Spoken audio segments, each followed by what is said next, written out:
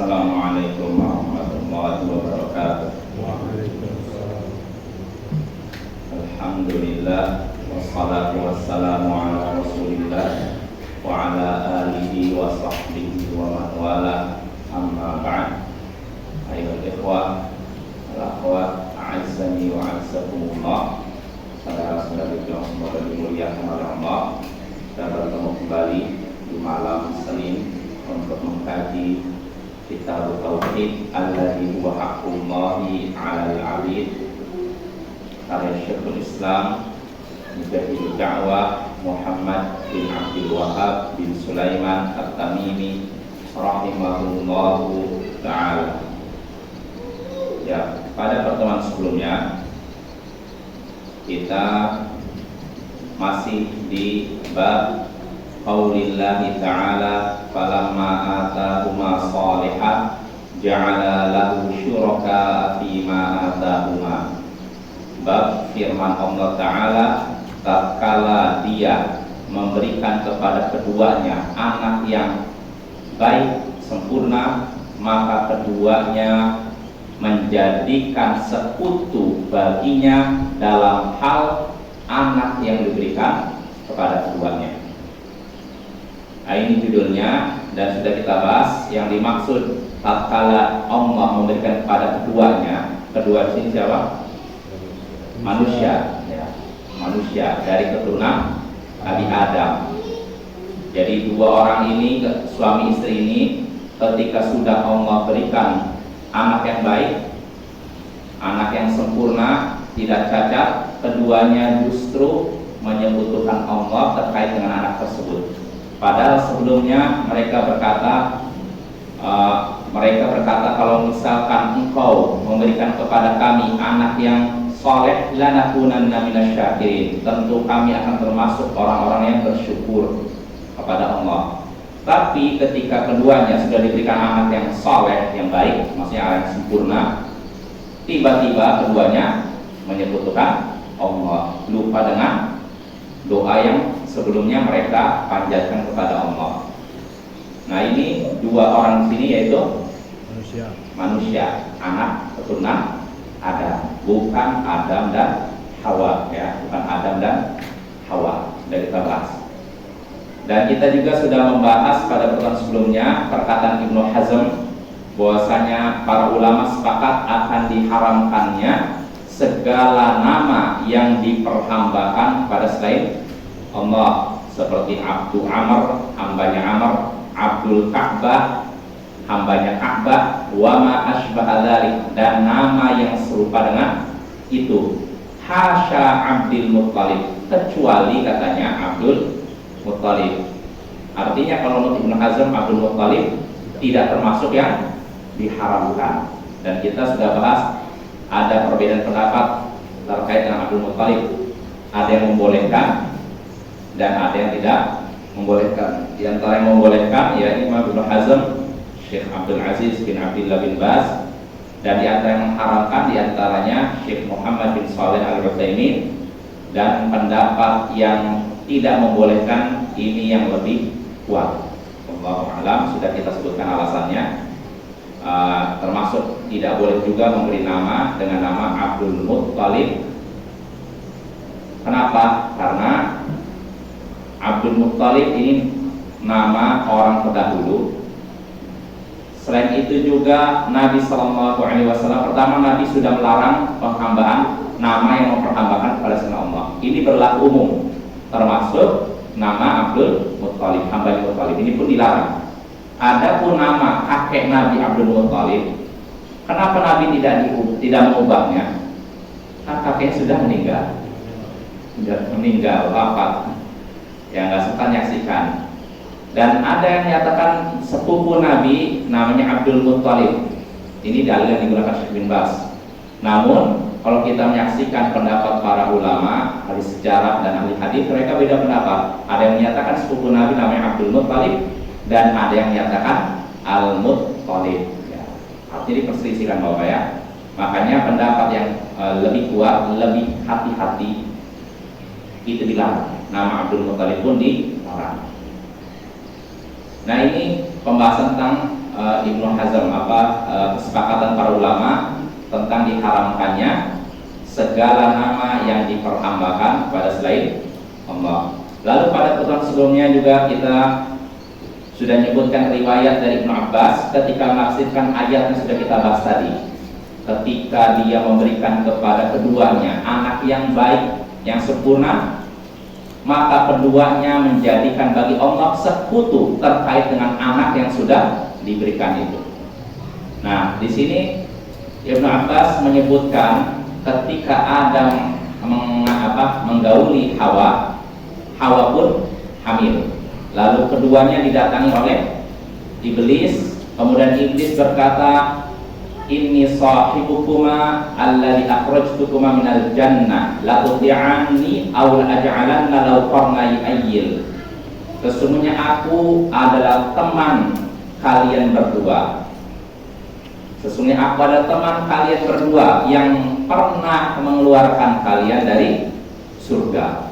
Hendaknya kalian menaatiku atau akan aku jadikan anak yang dikandung di kandungan istrimu menjadi domba yang tertanduk. Kamu taati aku atau nanti anak kamu akan kujadikan punya tanduk, ya, domba yang tertanduk. Faya khruju min batnik, sehingga akhirnya akan merobek keluar dari perut istrimu, keluar dari perutnya. Faya syukur, lalu merobek perutnya. Wala af'alanna, sungguh akan aku lakukan itu. Sungguh akan aku lakukan itu. Yukhawwifuhuma, iblis menakuti kedua-duanya, menakut-nakuti keduanya. Lalu iblis berkata, Sammiyahu Abdul Harith, namai anak yang di kandunganmu itu, namai anak yang di kandungan Hawa ini dengan nama Abdul Harith. Namailah anak yang di kandungan itu dengan nama Abdul Harith. Namun Adam dan Hawa tidak mau menaati iblis, gak mau ngasih nama anaknya dengan apa? Abdul Harith. Akhirnya apa? Anaknya keluar dalam keadaan meninggal, ya, wafat. Kemudian Hawa hamil lagi. Iblis pun mendatangi lagi keduanya, lalu mengucapkan perkataan seperti yang sudah dia ucapkan sebelumnya. Apa ucapannya? Aku adalah teman kalian yang pernah mengeluarkan kalian dari surga. Hendaknya kalian menaatiku atau akan aku jadikan anak di kandungan ini domba yang tertanduk, sehingga keluar dari perutnya, perut istrimu ini, lalu merobeknya. Sungguh aku akan melakukan itu. Sungguh aku akan melakukan itu. Berkata seperti ini. Akhirnya reaksi keduanya tetap tidak mau menaatinya. Lalu Hawa pun hamil lagi. Iblis pun datangi keduanya, menyebutkan lagi kepada keduanya ucapan yang sudah disebutkan sebelumnya. Engkau taati aku atau akan aku jadikan anak di kandungan ini domba bertanduk, lalu keluar dari perutnya, lalu merobek perutnya. Nah, akhirnya setelah disebutkan untuk kali yang ketiga, fa'adrakkahuma hubbul walad, kata Ibnu Abbas, akhirnya keduanya pun merasakan sayang atau cinta kepada anak yang di kandungan itu. Muncullah rasa sayang, rasa cinta kepada anak yang di kandungan itu. Fasammayahu Abdul Harith, akhirnya keduanya memberikan nama anak yang di kandungan itu dengan nama Abdul Harith, ya. Abdul Harith, Harith ini nama iblis, ya. Diberikan nama hamba iblis.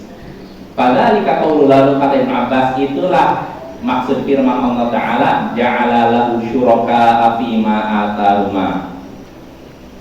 Keduanya sudah menjadikan bagi Allah sekutu terkait dengan anak yang sudah diberikan kepada keduanya. Rawahu Ibnu Abi Hatim. Hadis ini diriwayatkan oleh Imam Ibnu Abi Hatim dalam tafsirnya, ya, tafsir Ibnu Abi Hatim. Nah, itu Bapak ya. Lalu berikutnya yang disebutkan oleh Syekh Muhammad bin Abdul Wahab, walahu bisanadin sahih an Qatadah. Dan diriwayatkan juga dari Ibnu Abi Hatim dengan sanad yang sahih dari Qatadah. Qatadah berkata, syuraka'u fi ta'ati wa lam yakun fi ibadati. Mereka menjadikan bagi Allah sekutu dalam hal ketaatan, bukan dalam hal ibadah. Mereka menjadikan bagi Allah sekutu dalam hal ketaatan dan bukan dalam hal ibadah. Artinya syiriknya syirik masalah ketaatan, bukan syirik ibadah. Ya, ini dari Qatadah. Walahu bisanadin sahih an Mujahid, dan diriwayatkan juga oleh Imam Ibnu Abi Hatim dengan sanad yang sahih dari Mujahid fi qouli ta'ala, terkait dengan firman Allah Ta'ala tadi, lain ataitana salihah lanakunanna minasyakirin. Karena ayat sebelumnya berbunyi, ya Allah, kalau engkau memberikan kepada kami anak yang soleh, anak yang baik, sempurna, lanakunanna minasyakirin, niscaya kami akan termasuk orang-orang yang bersyukur. Nah, akhirnya Allah pun memberikan kepada keduanya anak yang baik, sempurna. Tiba-tiba mereka menyekutukan Allah terkait dengan anak tersebut. Nah, kata Mujahid menerangkan firman Allah Ta'ala tadi, asfaqa alla yakuna insana, keduanya khawatir anak yang ada dalam kandungan tidak jadi manusia. Kenapa? Karena diancam oleh iblis, yang keluar bukan manusia, nanti domba bertanduk keluar lalu merobek perut istrimu. Nah, ditakut-takuti begitu. Wa dzikra ma'nahu 'anil Hasan wa Sa'id wa ghairihima, dan makna riwayat ini, makna keterangan tadi dinukil juga dari Hasan al-Basri, Sa'id bin Jubair wa ghairihima, dan selain keduanya. Nah, itu Bapak riwayat tentang ayat tadi. Jadi kalau dari riwayat tadi yang disebutkan Ibnu Abbas, berarti dua orang yang disebutkan dalam ayat adalah Adam dan Hawa. Namun sudah kita singgung pada pertemuan sebelumnya, riwayat ini batil, dusta, khurafat. Khurafat artinya apa? Ya, jenis dongeng gitu ya. Loh, kok disebutkan oleh Imam Ibnu Abi Hatim? Jadi Bapak, kadang ulama terdahulu itu menyebutkan riwayat, lalu masalah kesahihannya diserahkan kepada orang setelahnya. Jadi mereka sedang mengumpulkan. Ini jawabannya Bapak ya. Kadang bingung, kok ulama-ulama seperti ulama ahli hadis terdahulu, kok mereka mengumpulkan hadis-hadis lemah, kok hadis-hadis yang dianggap batil kadang. Kenapa? Ya, karena apa?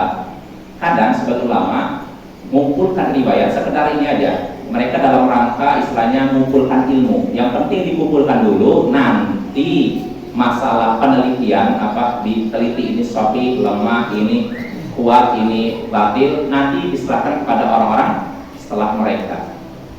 Nah, itu maksudnya Bapak ya. Kenapa kok kadang disebutkan riwayat lemah pada kitab ulama terdahulu? Jadi mereka bukan dalam rangka mengambil dalil dari situ, tapi sebagai, artinya mereka menyerahkan kisah ini, kesahihannya kepada generasi setelah mereka, para ahli hadis setelah mereka.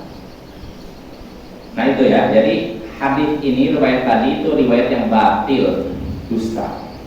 Nah, Syekh Muhammad bin Shalih Al-Utsaimin menyebutkan dari mana kita mengetahui kebatilan kisah ini. Beliau menyebutkan beberapa sisi yang menunjukkan kebatilan kisah ini. Kisah ini batil, gak bisa kita terima. Pertama, kata beliau, saya nyebutkan gak berurutan saja ini, karena beliau menyebutkan beberapa sisi bantahnya. Pertama, di sini anggap tadi katanya yang keduanya setelah diberikan anak yang sempurna, lalu mereka menyekutukan Allah. Nah, dari riwayat ini disebutkan yang menyebutkan Allah siapa? Adam dan Hawa. Nah, pertama bantahnya, kita sudah sepakat, para ulama sepakat bahwasanya para nabi terjaga dari dosa besar. Ini bantahan pertama. Para nabi, semua nabi tanpa terkecuali, dari Nabi Adam sampai Nabi Muhammad, semuanya terjaga dari dosa besar. Dan saya ingin bertanya, syirik dosa apa? Dosa besar, paling besar di antara dosa-dosa besar. Makanya tidak mungkin seorang nabi melakukan syirik. Nah, ini kesepakatan para ulama. Ini pertama, jawaban pertama. Lalu kedua, di sini disebutkan kisahnya bahwa Nabi Adam melakukan syirik. syirik sama Hawa kan? Ya tidak. Nah, pertanyaannya, kalau di sini disebutkan Nabi Adam dan Hawa melakukan syirik, tapi anehnya kita apakah disebutkan dalam hadis ini bahwa Nabi Adam dan Hawa taubat? Ada tidak keterangannya? Tidak ada kan? Tidak disebutkan kan? Mereka melakukan syirik, ini anggap kalau kita anggap kisahnya sahih, betul. Mereka melakukan syirik, tapi tidak disebutkan mereka bertaubat. Nah, kalau maka ada dua kemungkinan nih. Kalau memang mereka tidak bertobat, maka ini kemungkinan yang sangat batil, nggak usah kita percaya. Masa seorang nabi melakukan syirik tidak bertobat? Jangankan syirik, dosa selain syirik saja, jangankan dosa besar, kita nggak bahas dosa besar, dosa kecil saja. Seorang nabi kalau terjatuh atau melakukan dosa kecil, apakah terus menerus? Tidak kan? Mereka langsung tobat, apalagi dosa besar, apalagi syirik. Nah ini, jadi nggak mungkin kalau misalkan Nabi itu melakukan syirik Nabi Adam lalu tidak tobat. Nah ini pertama. Lalu kedua, kemungkinan kedua, mereka melakukan syirik tapi tobat. Cuma pertanyaannya, mana keterangannya tobat? Karena ini kan dosa yang bukan kecil, kan dosa besar kan? Bagaimana bisa Nabi atau Ibnu Abbas menyebutkan bahwa Nabi Adam melakukan syirik tapi tidak disebutkan tobat? Jelas Bapak ya? Bagaimana bisa disebutkan Nabi Adam terjatuh dalam syirik tapi tidak disebutkan tobatnya? Kalau memang benar-benar tobat kan? Nah ini menunjukkan apa? Kisah ini batil. Bagaimana bisa disebutkan Nabi Adam terjatuh dalam syirik tapi tidak disebutkan Nabi Adam tobat darinya? Itu Bapak ya. Yang kedua, hal yang ketiga, ayat dan hadis Nabi yang sahih tidak menyebutkan sedikit pun tentang ini. Kalau kita lihat dalam Sahih Bukhari, Sahih Muslim atau Kutubus Sittah, kitab hadis yang 6, Sahih Bukhari, Sahih Muslim, dan Nasai, Abu Daud, Tirmidzi, Ibnu Majah, Muwatta, semuanya tidak menyebutkan hadis ini. Ini menunjukkan ada isyarat hadis ini batil. Karena kalau kisah seperti ini, kisah besar apa kisah kecil ini sebenarnya?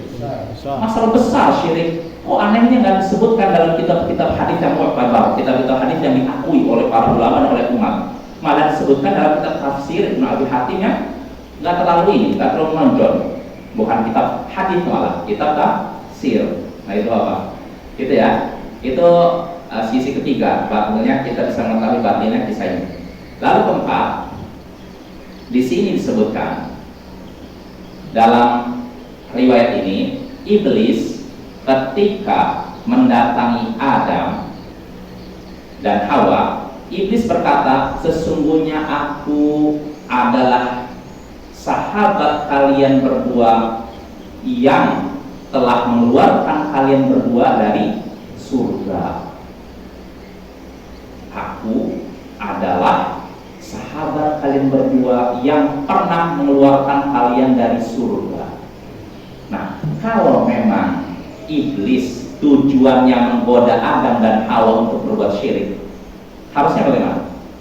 Saya ini penasehat ulung untuk kalian, saya ini sayang dengan kalian, kasih nama anakmu dengan nama Harith. Harusnya gitu kan?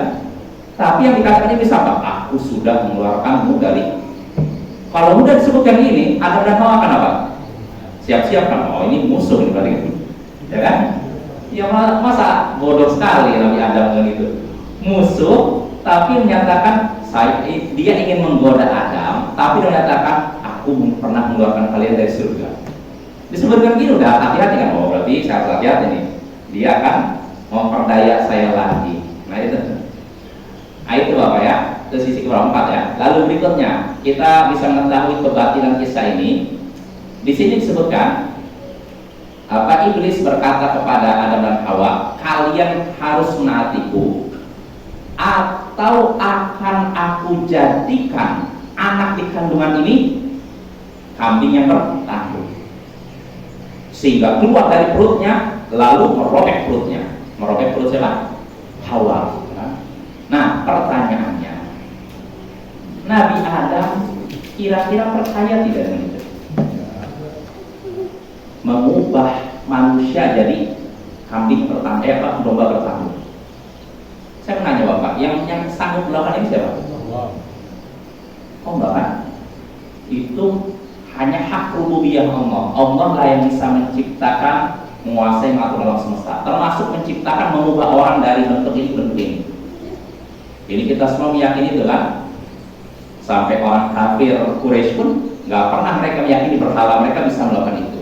Nah, anehnya dalam hadis ini, kalau kita lihat seakan-akan Nabi Adam percaya kan, ya tidak? Sehingga akhirnya apa? Udahlah, daripada nanti yang keluar ini domba pertama sudah kasih nama Abdul Harith. Masa Nabi Adam pengetahuannya tentang tauhid sangat Cetek. nggak mungkin, Bapak. Ini menunjukkan batilnya kisah ini. Nggak mungkin kalau seorang sampai meyakini ada makhluk atau ada selain Allah yang bisa mengubah seseorang menjadi bentuk lain. Oh, ini musyrik tulen. Musyrik tulen. Dan itu tidak mungkin terjadi pada Nabi Adam. Jelas Bapak ya? Ini ya, jadi dari sini kita bisa mengetahui bahwa kisah ini adalah kisah yang batil, tidak bisa dijadikan dalil. Kisah ini batil, tidak bisa dijadikan dalil.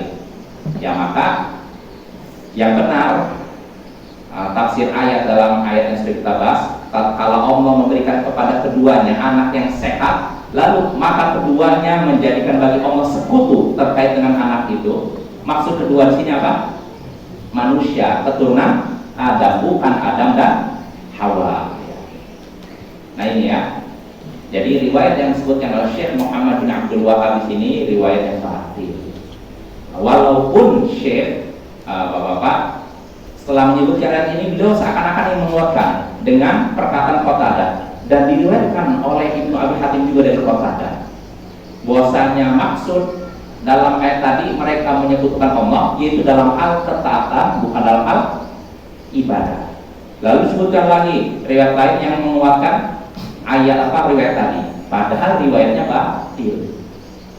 Tapi Syekh Muhammad bin Abdul Wahab seakan-akan ingin menguatkan riwayat tersebut, dan beliau dalam hal ini keliru. Nah, ini juga menunjukkan bahwa orang-orang Wahabi tidak taklid kepada Muhammad bin Abdul Wahab. Seandainya kita fanatik kepada Muhammad bin Abdul Wahab, kita terima, nggak usah kita protes, ya kan? Ya nggak? Tapi kita nggak fanatik kepada beliau. Kita belajar kitab beliau kan, dari sejak kita belajar Ushulul Thalatha, Al-Qawaidul Arba'ah, dan sekarang kita Tauhid, dan nanti akan belajar Kasyfus Syubhat. Kita belajar kitab beliau dan kita sangat menghormati beliau, tapi kita tidak fanatik buta pada beliau.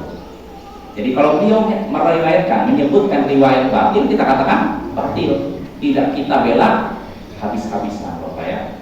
Jadi itu dalam hal beliau, kita katakan beliau. Makanya Syekh Muhammad bin Shalih Al-Utsaimin menyatakan batil berarti. Dan Syekh Abdul Karim Al-Qudair ketika menjelaskan kitab Tauhid menyinggung bab ini, beliau katakan ya Syekh gak maksud Syekh Muhammad bin Abdul Wahab tidak terjaga dari kesalahan. Beliau salah dalam hal ini. Bayangkan. Jadi ternyata para ulama-ulama yang dikatakan Wahabi tidak fanatik buta kepada pendiri Wahabi. Dan kata-kata ini disebut pendiri Wahabi katanya, Muhammad bin Abdul Wahab. Ya. Lalu apa ya? Jadi kita sekali lagi tidak boleh fanatik buta kepada siapapun. Kalau kita mau fanatik, hanya fanatik kepada siapa? Rasulullah SAW. Ya. Tidak kepada ulama setiapapun ilmunya. Jelas Bapak-bapak? Jadi itu kesimpulannya, riwayat ini batil, tidak bisa dijadikan dalil. Ya. Nah selesai kita dari bab ini. Nah sekarang kita masuk masail. Kata Syekh Muhammad bin Abdul Wahab, fihi masail, dalam bab ini terkandung beberapa masalah, beberapa faidah. Al-ula, faidah pertama, masalah pertama, tahrimu kulli ismin mu'abbadin li ghairillah, diharamkannya segala nama yang diperhambakan kepada selain Allah. Nah ini sebagaimana nukilan ijma yang dinukil oleh Imam Ibnu Hazm. Ibnu Hazm sudah menyebutkan kesepakatan para ulama tentang diharamkannya segala nama yang diperhambakan kepada selain Allah, apapun itu. Ya, kalau memang selain Allah tidak boleh. Abdul Amr, Abdul Ka'bah, Abdul Rasul, Abdul Nabi, hambanya Nabi Abdul Wali, atau misalkan hamba Abdul Sunan Gunung Jati dan semacam. Ya nggak boleh ya, kita memperhambakan membuat nama atau memberikan nama dengan nama yang diperhambakan pada selain Allah. Hamba Rasul, hamba Nabi, hamba Abu Bakar, hamba Umar, nggak boleh. Siapa yang punya nama, terlanjur punya nama tersebut, hendaknya diganti. Kalau memang mudah, tapi kalau sulit ya berusaha semampu mungkin ya Bapak ya. Kira-kira mudah nggak ganti nama? Mudah. Kalau ada orang dalam. Kalau ada orang dalam mudah insya Allah ya. Iya, sudah sekarang.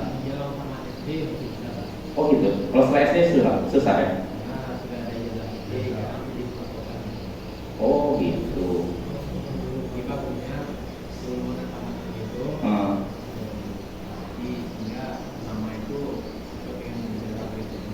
Oh iya betul. Rumit kalau udah punya ijazah SD ya. Oh iya. Oh tapi kalau nama sulit kalau udah ada ijazah SD ya. Oh iya betul. Nah betul. Termasuk tanggal lahir juga Bang ya. Kejadian karena gitu. Kalau udah ada ijazah, kalau ijazah tanggal lahir yang beda itu rumit apa ya. Apalagi nama. Ya pokoknya semampu kita lah. Kalau bagi yang mampu, misalnya terlanjur punya nama-nama seperti itu, misalkan nama Abdul Amr, hambanya Amr, Abdul Ka'bah atau Abdul Rasul, hamba Rasul.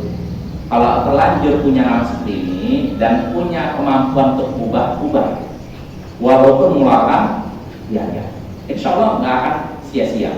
Uang yang kita keluarkan untuk mengubah nama itu tidak sia-sia.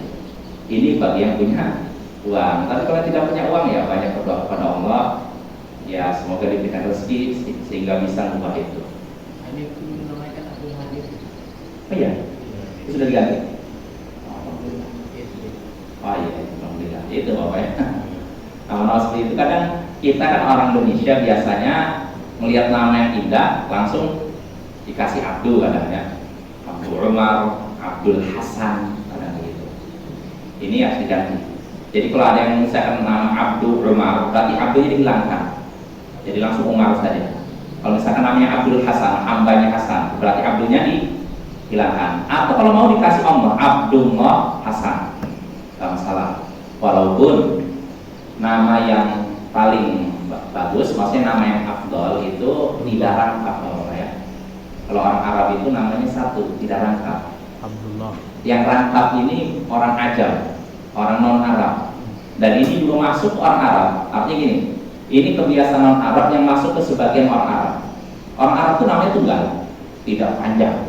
Kalau orang Indonesia kan Muhammad ini gitu. Muhammad Abdullah Abdul Rahman. Satu ini nama tiga untuk satu orang. Ada juga nama kawan anak Usman Ali. Iya, iya di orang ya. Kalau yang Abdul itu satu aja. Nah nanti belakangnya nama ayahnya atau nama kakeknya atau nama sukunya. Seperti itu orang Arab ya. Tapi kalau kita kan entah gimana namanya rangkap. Jadi kalau tadi solusinya kalau ada misalkan punya nama yang memperhambakan kepada Allah, diperhambakan kepada Allah Abdul Hasan, Abdul Umar, Abdul misalkan Abdul Sa'id misalkan, maka solusinya hilangkan Abdulnya. Jadi Sa'id saja, Umar saja, atau misalkan Nabi nggak boleh, misalkan Abdul Umar dan semacamnya, misalkan Abdul siapa nama para sahabat, misalkan Sa'ad, Abdul Sa'ad, Abdulnya dihilangkan. Atau ditambah Allah Abdullah Sa'ad. Tapi ini nggak saya sarankan, yang lebih baik satu tunggal namanya. Jadi di belakangnya nanti pakai nama ayah, nama kakek atau nama suku, itu lebih bagus. Nah itu Bapak ya. Jadi sekali lagi diharamkan segala nama yang diperhambakan pada selain Allah. Nama apapun ya selain Allah tidak boleh digunakan oleh kita sebagai nama yang diperhambakan. Lalu akhirnya masalah kedua dari bab ini, tafsirul ayat, tafsir ayat tadi, yaitu surat Al-A'raf ayat 190. Tatkala Allah memberikan kepada keduanya anak yang baik, yang soleh, sempurna, maka keduanya menjadikan bagi Allah sekutu dalam hal anak yang diberikan kepada keduanya. Nah, sudah kita bahas ada dua penafsiran terkait kedua orang yang disebutkan dalam ayat. Ada yang menyatakan keduanya itu Adam dan Hawa, dan ada yang menyatakan keduanya itu anak keturunan Adam, yaitu manusia. Dan ini pendapat yang benar, ya. Itu yang kedua. Ats-tsalitsatu, lalu yang ketiga kata Syekh ini, anna hadza syirka fi mujarradi tasmiyatin lam tuqsad haqiqatuha.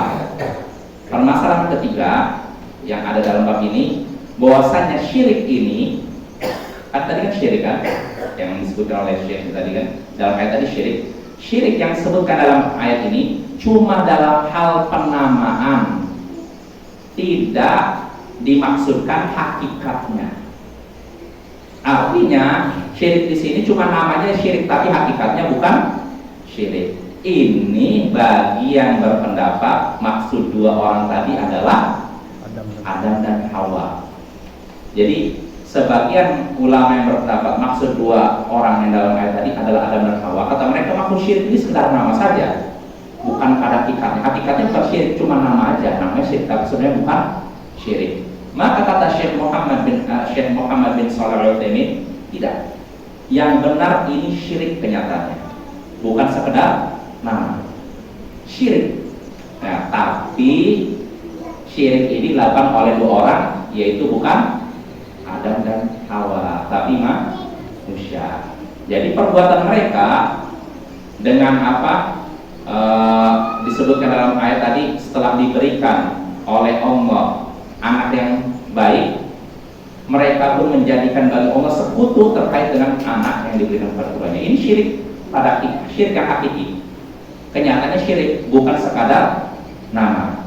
Kalaupun kita pakai riwayat yang disebutkan Ibnu Abbas terkait dengan Adam dan Hawa tadi, itu pun syirik, jelas syirik. Sisi syiriknya apa? Pertama, masa Nabi Adam meyakini iblis bisa mengubah bentuk. Ini syirik kan? Ya tidak. Lalu kedua, setelah diancam, akhirnya Adam dan Hawa memberi nama anaknya Abdul Harith, hambanya Harith, yaitu iblis. Ini syirik lah. Syirik jelas, bukan sekadar nama, ini syirik hakiki, syirik yang sebenarnya. Ya makanya yang benar sekali lagi, ini syirik yang hakiki, tapi tidak mungkin terjadi pada Adam dan Hawa. Jelas Bapak ya, penting nih. Karena Bapak, saya juga nggak sengaja tadi lihat di Google, karena saya pengen lihat penjelasan para ulama tentang bab ini, riwayat ini. Saya dapati orang-orang Syiah menyerang Ahlus Sunnah, menyerang kita lewat kisah yang disebutkan Syekh Muhammad bin Abdul Wahhab. Jadi kata mereka itu orang-orang Wahhab itu menyatakan Nabi Adam musyrik katanya. Lihat tuh. Jadi orang Syiah menyerang kita lewat ini riwayat yang disebutkan Syekh Muhammad bin Abdul Wahhab ini. Padahal kita sudah katakan ini riwayatnya batil. Nah, jadi Bapak ini kan bisa digunakan bagi mereka untuk menyerang kita. Jatuh orang-orang Wahabi menyatakan Nabi Adam musyrik. Maka kita katakan tidak, beliau bukan musyrik. Riwayat ini batil, khurafat dan dusta. Jelas Bapak ya? Itu ketiga. Lalu berikutnya kata Syekh Ar-Rabi'atu, permasalahan keempat, anna hibatallahi lirrajuli al-bintas sawiyah minan ni'am. Pemberian Allah kepada seseorang berupa anak perempuan yang sempurna, ini termasuk nikmat. Pemberian Allah kepada seseorang berupa anak perempuan yang sempurna, yang sehat, ini termasuk nikmat. Nah, artinya di sini kan Syekh menyebutkan faedah dari riwayat tadi kan, ya tidak?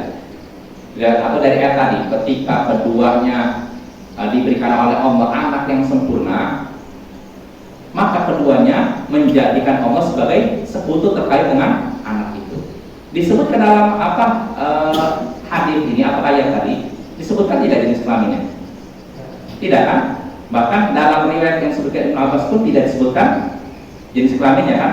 Anaknya laki-laki atau perempuan. nggak disebutkan. Namun Syekh di sini, kenapa Syekh menyebutkan anak perempuan? Pemberian Allah kepada seorang berupa anak perempuan yang sehat, ini termasuk nikmat. Kenapa Syekh menyebutkan anak perempuan? Padahal tidak disebutkan dalam ayat. Itu. Nah.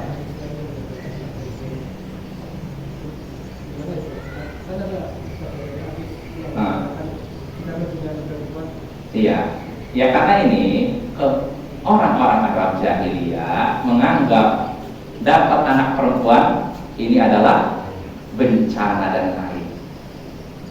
Jadi saya ini bagus juga beliau ingin bahkan bukan cuma sama sekarang pun sifat jahiliyah seperti ini ada bapak. Ada. Jadi ketika dapat anak perempuan udah lesu, nggak semangat. Tapi kalau dapat anak laki, nah ini kebiasaan jahiliyah yang masih mengakar pada sebagian orang. Jadi kalau dapat anak laki-laki senang, bangga, dapat anak perempuan lesu. Nah ini kebiasaan jahiliyah. Allah sebutkan dalam Al-Quran, wa idza busyira ahadun bil unta dhalla wajhuhu muswadda wa huwa kadhib. Jika salah seorang dari mereka, orang-orang jahiliyah ini, jika salah seorang dari mereka dapat berita berupa kelahiran anak perempuan, istrinya melahirkan anak perempuan, maka wajahnya langsung menghitam, menahan marah. Kenapa? Ya tawara minal qaumi min su'i ma busyira bih. Akhirnya dia pun sembunyi dari kaumnya karena berita buruk yang dia dengar. Ayumsiku ala hunin am yaduslu fitrah. Apakah dia akan menahan anak tersebut atau dibenamkan ke dalam tanah? Sa'ama yahkumun. Alangkah buruknya keputusan mereka. Karena akhirnya apa? Biasanya kalau udah punya anak perempuan udah dibenam hidup-hidup ya, ditenggelamkan hidup-hidup, dikubur hidup-hidup. Dan disebutkan dalam kitab tafsir ada dua cara mereka menenggelamkan atau mengubur hidup-hidup. Yang pertama, ketika mau lahir, istrinya udah disediakan lubang dulu di samping istrinya ini. Nanti kalau lahir laki-laki, langsung disambut meriah.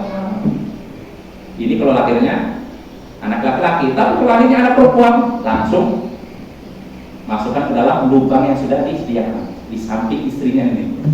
Lalu kubur hidup. Ini pertama. Cara kedua, kalau lahirnya anak perempuan, dibiarkan dulu hidup sampai dia disusui, lalu bisa jalan, bisa ngomong sekitar 4 tahun, lalu dibawa ke tengah padang pasir. Dan di situ sudah disediakan sumur tua atau sumur lubang, lalu didoronglah anak itu ke dalam lubang tersebut, lalu dikubur hidup-hidup dalam keadaan si anak manggil abi, abi, ayah, ayah. Ganasnya orang-orang jahiliyah, kejahilan mereka jahil kuadrat. Mayoritas orang itu. Kenapa? Mayoritas. Ya, tidak semuanya Bapak ya. Memang tidak semuanya. Kita katakan tidak semua orang jahiliyah seperti itu. Karena kalau semuanya seperti itu, nggak ada keturunan. Tapi banyak seperti mayoritas seperti itu. Jadi punya anak perempuan dianggap aib, ya, celah bagi keluarga. Nah itu Bapak ya, itu kebiasaan jahiliyah dan ini kadang masih ada pada sebagian ya orang kita, sebagian kaum muslimin. Lahir anak perempuan kayak lesu. Kalau lahir laki-laki itu semangat tuh dikabarkan di WA, oh saya baru aja lahir anak laki-laki sehat. Tapi kalau anak perempuan mengumumkan aja dah lesu. Nah ini sifat jahiliyah, ya harus kita musnahkan ya dari diri kita. Gak boleh begitu ya. Karena anak perempuan, anak laki-laki ini semua anugerah dari Allah yang wajib kita syukuri. Bahkan Bapak, kalau anak perempuan itu cenderungnya lebih sayang orang tua. Biasanya begitu, ya tidak? Benar-benar Ustaz. Biasanya begitu. Biasanya nih ketika ini kita makin tua nih, lalu kita punya anak laki-laki perempuan. Nanti ini biasa yang lebih perhatian sama kita anak perempuan dibanding laki-laki. Cuman sayangnya sebagian orang lebih mendahulukan laki-laki perempuan. Padahal perempuan lebih sayang perhatian sama orang tua dibandingkan anak laki-laki. Ya. Maka nggak boleh beda-bedakan ya. Kita harus sayang kepada anak-anak kita baik laki-laki maupun perempuan. Nggak boleh pilih kasih. Lalu berikutnya, faedah berikutnya, al-khamisatu atau masalah berikutnya. Yang kelima, dzikrus salaf al-farqa baina syirki bil ta'ah wa syirki fil ibadah. Penyebutan salaf tentang perbedaan antara syirik dalam masalah ketaatan dan syirik dalam masalah ibadah. Artinya ada perbedaan masalah syirik dalam masalah ketaatan, syirik dalam masalah ibadah. Contohnya riwayat tadi. Artinya Syekh menyebutkan faedah ini berdasarkan riwayat yang sudah disebutkan tadi. Ini kalau riwayatnya benar, ya. Tapi yang sayangnya riwayatnya batil, maka tidak bisa kita gunakan sebagai dalil, ya, Bapak ya. Jadi dengan itu selesai kita dari bab firman Allah Taala, falamma atahuma salihah ja'ala lahu syuraka fima atahuma. Tatkala Allah memberikan kepada keduanya anak yang baik, maka keduanya menjadikan bagi Allah sekutu dalam hal anak yang diberikan kepada keduanya. Ya, kita selesai. Berarti pada pertemuan berikutnya kita masuk bab baru, yaitu bab qaulillahi ta'ala walillahil asmaul husna fad'uuhu biha wa darul ladzina yulhiduna fi asma'i. Bab firman Allah Ta'ala, milik Allah lah asmaul husna, nama-nama yang baik, maka berdoalah kepada Allah dengan menyebut nama tersebut, dan jauhilah orang-orang yang menyimpang menyelewengkan nama-nama Allah. Siapa orang yang menyelewengkan nama-nama Allah? Insya Allah ini akan kita bahas pada pertemuan berikutnya. Wassallallahu ala nabiyyina Muhammadin wa ala alihi wa sahbihi ajma'in. Wa akhiru da'wana alhamdulillahi rabbil alamin. Assalamualaikum warahmatullahi wabarakatuh.